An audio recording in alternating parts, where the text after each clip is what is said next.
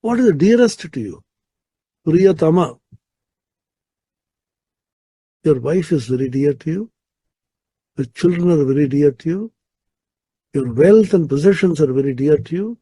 Your position is very dear to you. What is the dearest of all? The dearest of all is your own self. Everything is gone, but I possess myself. That gives the greatest joy. I'll give you a beautiful example, which I actually experienced. All of you know the story of tsunami. I think it was 2001 when the tsunami struck. One of our students from Vidya Mandir, the college where I was working and serving and teaching and administering, suddenly appeared in my office with his wife. I said, "Oh, Maharaj, what a grace of Thakur. How graceful he is. What happened?" He lost everything in tsunami, but he's so joyful. I asked him, what is the story? The story is wonderful.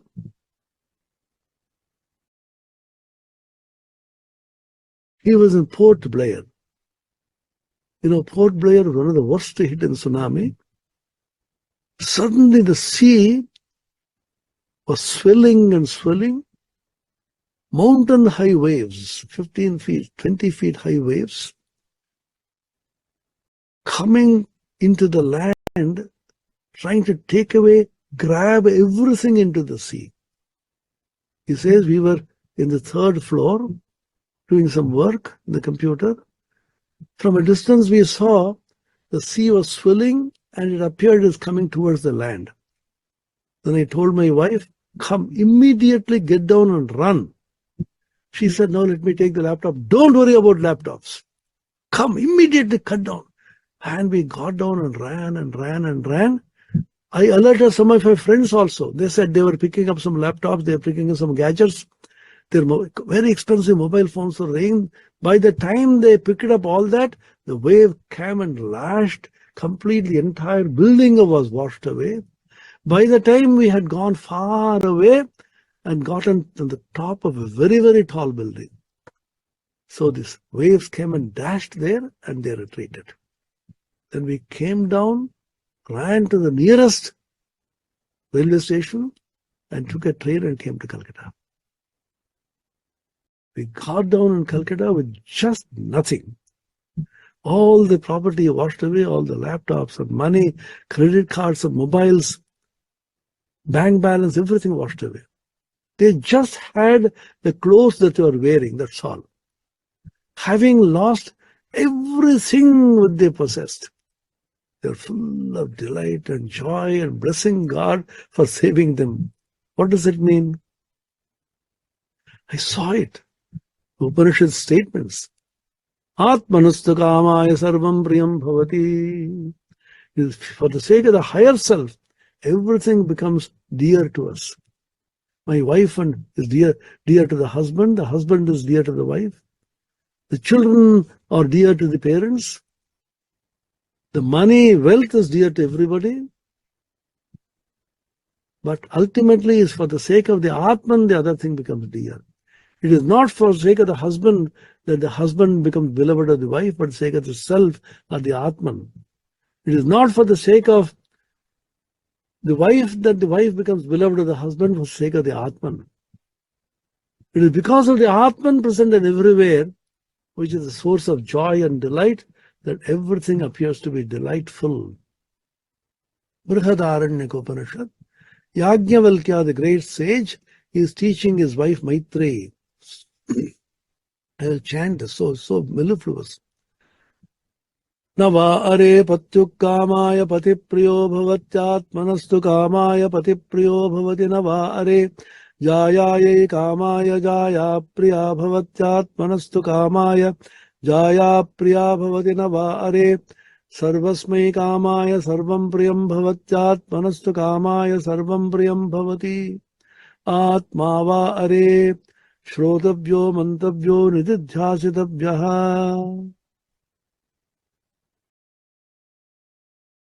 It's for the sake of the Atman that everything becomes real.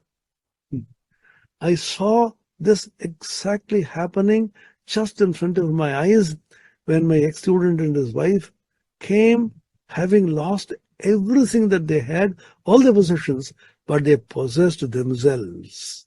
Atmavan.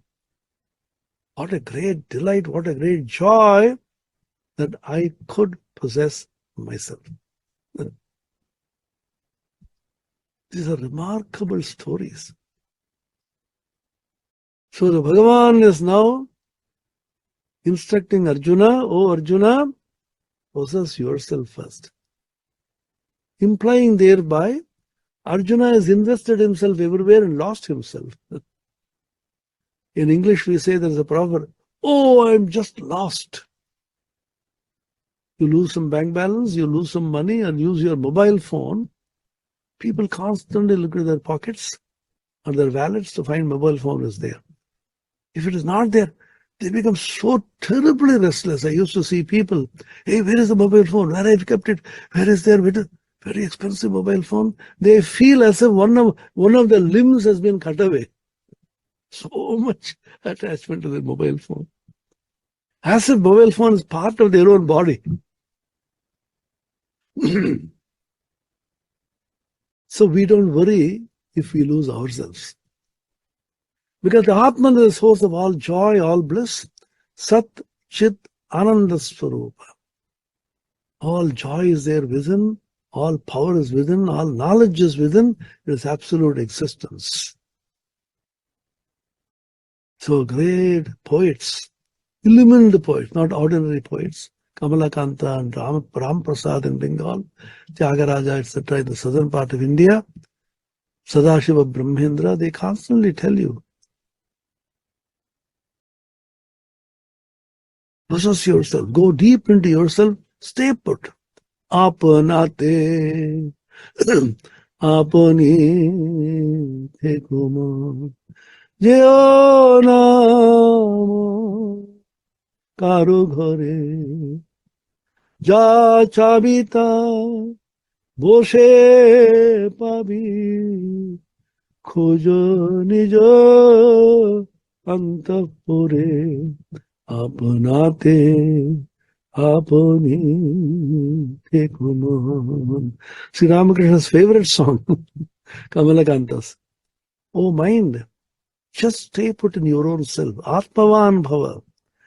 Possess yourself and just stay put. Whatever you need, you search within your soul, within your Atman, you will get everything. Why are you moving here and there, leaving your own place?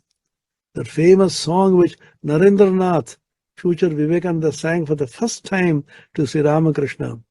Manu chalo nija niketane, samsar videshe, videshir veshe, brahmo kyano akarone. Man chalo nija niketane, samsar videshe, videshir veshe, brahmo kyano akarone. Meaninglessly you're roaming about in this foreign land, wearing the foreigner's dress. You don't belong here. This is not your place. And you're roaming around in this foreign land.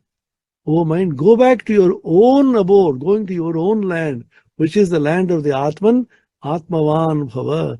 Possess the land, possess yourself, possess the Atman, the land of the Atman. Ar kechu nai samsarer maje keval shama sarre. Kamalakanta. There is nothing in this world. Shamama, Mother Kali, my beloved divine mother, she is the only thing which I have, the only thing which I want. Repeatedly these things have been sung about, talked about, discussed. Constantly these instructions come to us from the saints and sages, but we forget. Niryoga Kshema Atmavan. Then suppose you ask, Oh, Swami, all that is all right. We need money. We want our bank balance. We want our children's education to be proper. We can't afford to give up all this and think only about the Atman. Suppose we give up all this and meditate in the Atman, then we will lose what we have in the worldly sense. Then here says, Bhagavan says, no. Just like if the entire place is flooded, just near your house, near home, so much of pure water is flowing, like Ganges. Will you look for drinking water by digging a well? It is just there. In exactly the same way, if you pursue the higher spiritual truths, if you worship God, if you cultivate devotion, and if you have jnana, the higher spiritual consciousness is awakened, all the worldly things also will be included in that. Sri Ramakrishna says, 0 and 0 and 0 and 0 will add up to 0. You put 1 there, all of them will have great value. Remove the 1, everything becomes useless.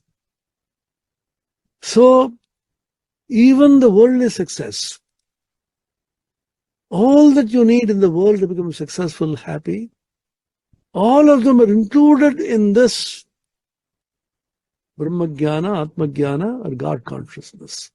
Just like if you have pure water flowing by your side in torrents, you don't need to dig water to satisfy your thirst. Drink a well to get water to satisfy your thirst. Yava anartha udapane sarvata samplutodake tavan sarveshu vedeshu brahmanasya vijanataha.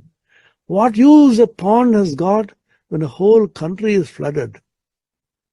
That much use only the Veda has got to a Brahmana who is full of wisdom.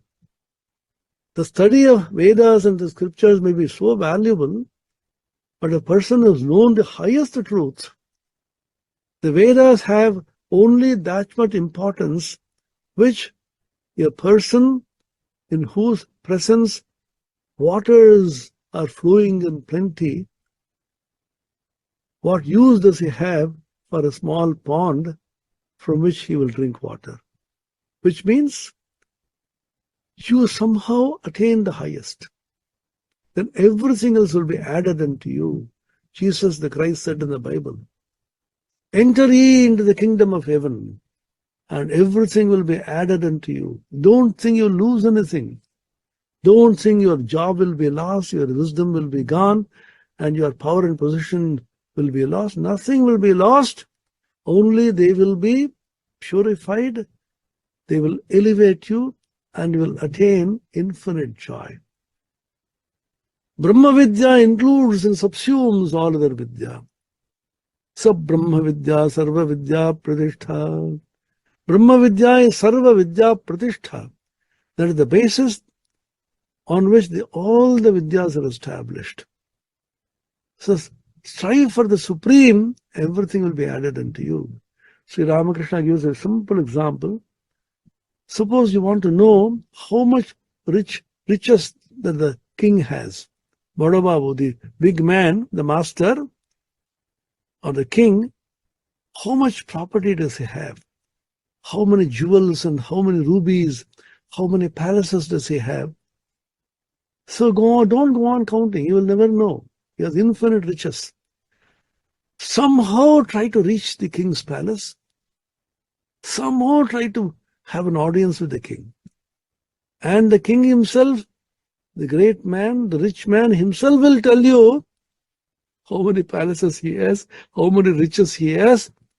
Company Kago, he says, how many bonds that he has of the East India Company, everything he himself will tell you.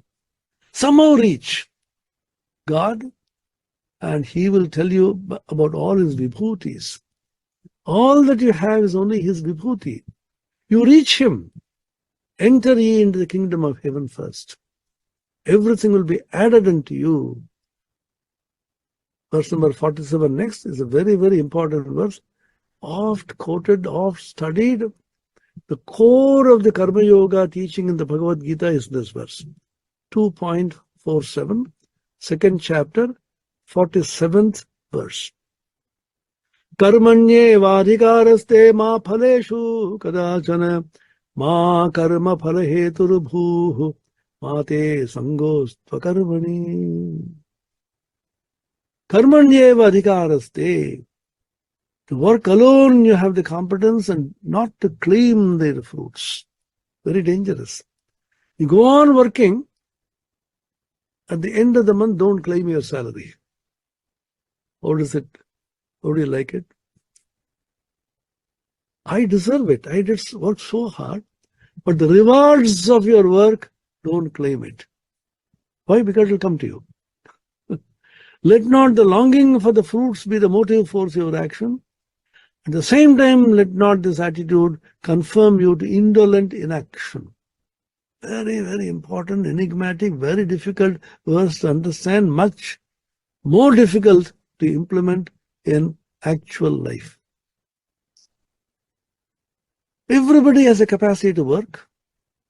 Everybody has something to contribute. Go on doing it. Go on working. Whenever you work, some fruits will be generated, some phala will be generated. What should be motive force for work? I will get so much of phala. If I work harder, I'll get a promotion. I'll get more money. If that is your motivation, ultimately you will fail. Just go on working. When you work, completely concentrate on the work and not upon the fruits of action. When I tell this to students, they are very disappointed. Swami, how is it possible? Suppose is going to examination. I go there with the expectation to get very high marks. I expect I should get a first class. I expect I should get a high rank. Obviously, I'll expect it. What is wrong with it? What is wrong with it? Because when your expectation is very high, when your motivation comes from expectation of the fruits of karma, the karma phala, then your attention also will be completely on the fruits and not on the work. Carefully observe this. If your expectation is very high, and the motivation for your karma work comes from the high expectation, then your attention, your concentration will be completely on the expectation of the karma phala, not the karma itself per se. Can you get it? I will give you some examples. This example was told to me by most revered Atmapriyananda Maharaj, last president, who groomed me for 16 years in his living area in Sharada Peeth, and later on also from Belur Math. I had his company for more than 25 years. This one told us an incident, not a story, actual incident which happened in his life. Very fond of mountain climbing. So along with a few months, they went to climb a small hillock. And at the top of it was a temple of a devi, goddess. They started climbing. All of you may be aware that suddenly in the hilly regions, there are fogs which come and cover. Very often, helicopters find it very difficult to negotiate hilly areas. Visibility becomes almost nil. Way to the helicopter, you don't know whether to move forward, whether to right.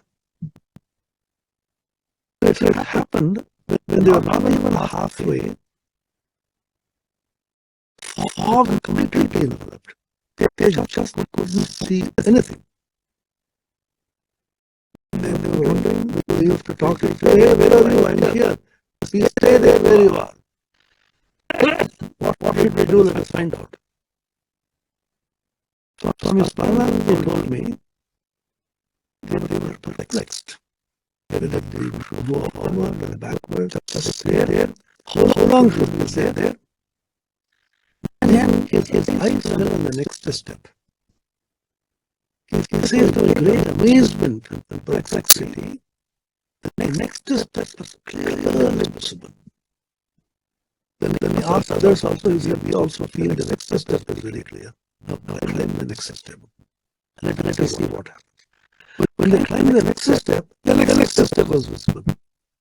So they were climbing from step to step to step to step till they reached the top. We always will remember this so telling experience which he has got and tell us. Don't worry about all. This is what Swami Vivekananda said.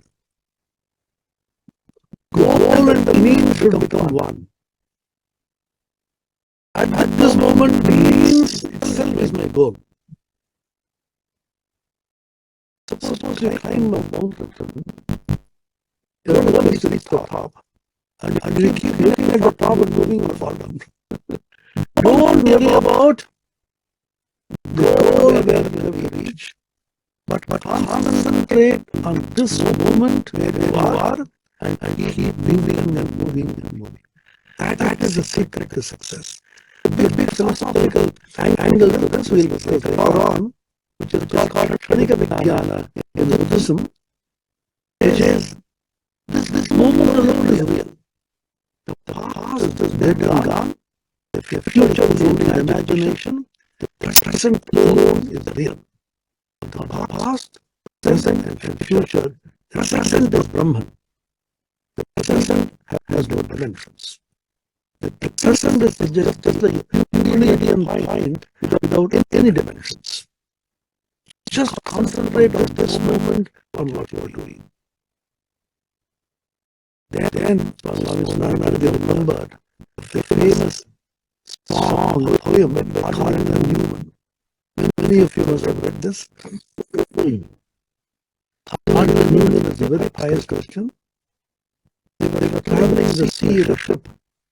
Suddenly the storm and gale, and the ship was toppling. Then he sang a beautiful song, which is very famous in Christianity. One of the most favorite songs of Mahatma Gandhi. We learned it in school when Mahatma Gandhi's day of their death, Sarvodaya Day.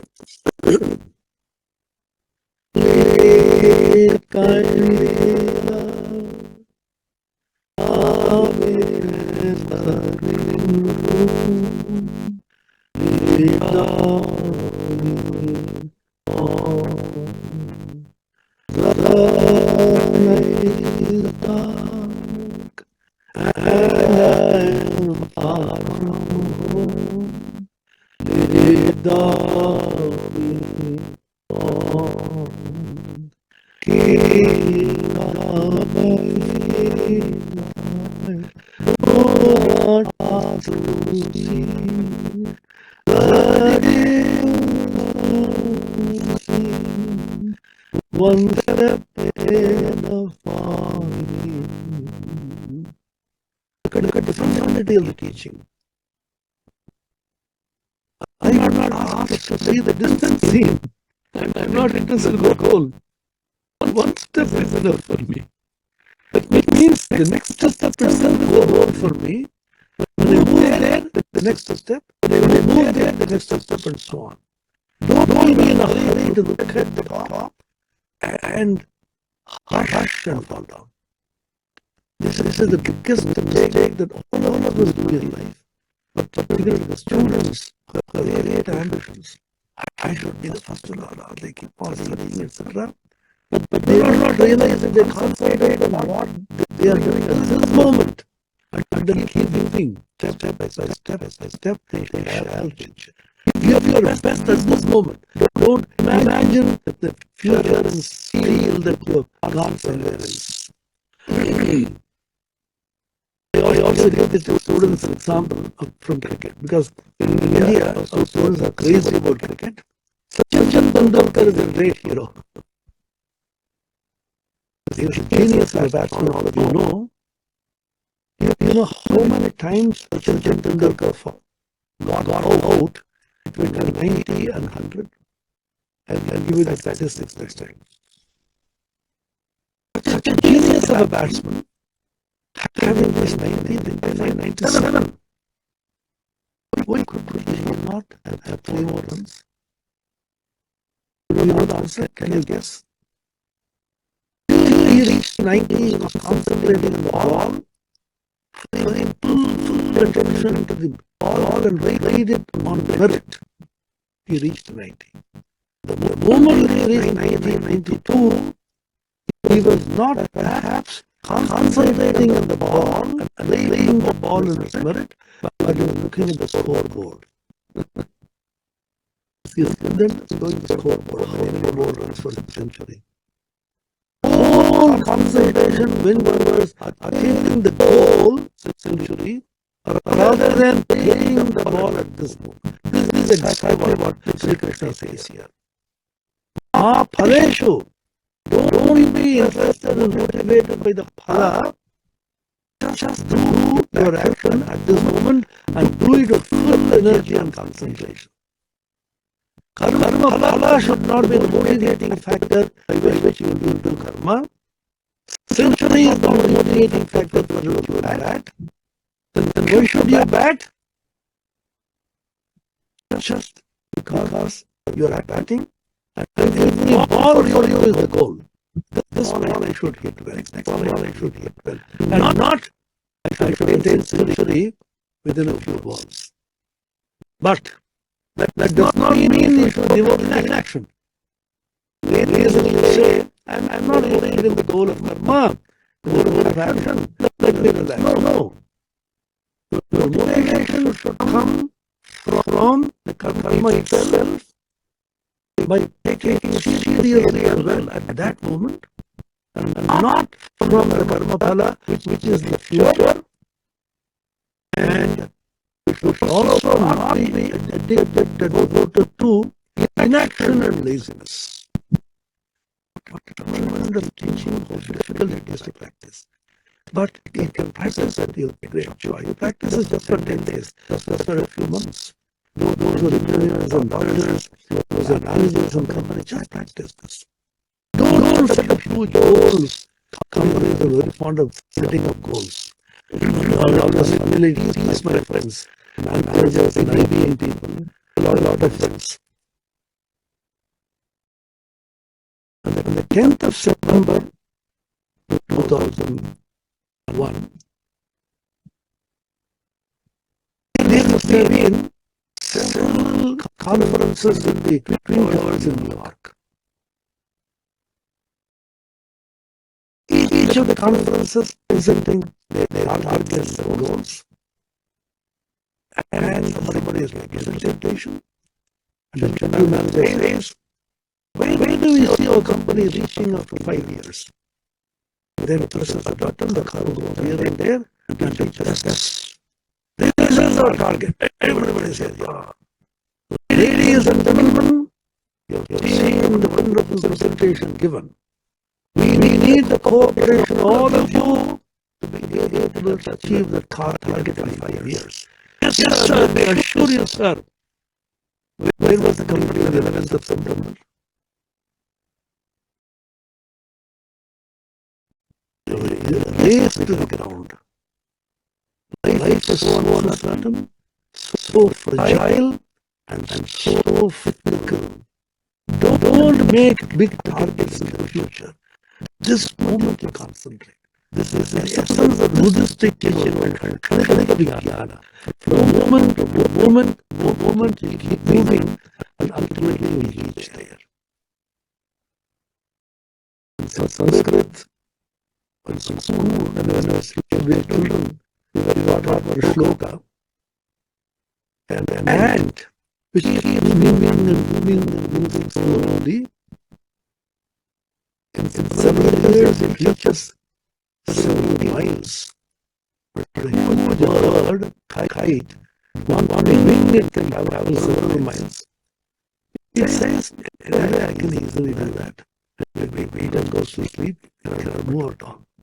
तक्षणपीलिकादियोजनानां अगच्छन्नयनतेयोऽपि विवेकं न गच्छति.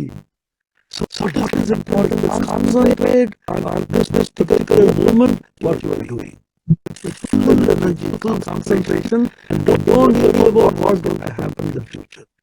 If you keep moving, taking the present moment to be all in all, and the next step is the goal of your movement, then ultimately you have to win the goal and be blessed.